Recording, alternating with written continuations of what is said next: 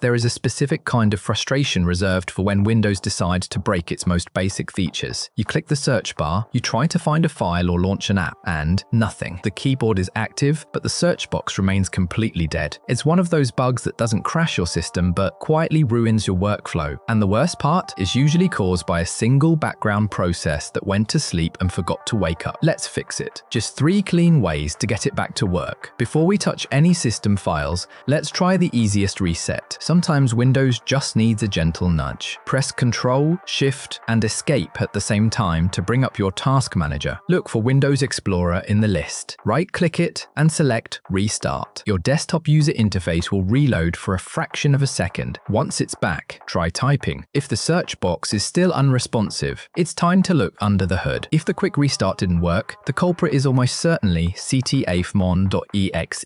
This is the background service Windows uses to handle alternative inputs, languages, and, you guessed it, active typing in system apps. For some reason, Windows occasionally forgets to launch it on startup. We're going to make it permanent. Open your Run dialog by pressing the Windows key and R. Type regedit and hit Enter. Once inside the Registry Editor, you need to navigate to the Run folder. To make this easy for you, I have put the exact folder path in the video description below, so you can just copy and paste it into the address bar. Once you are in the Run folder, right-click on the empty space on the right, select New, then String Value, and name it ctfmon.exe.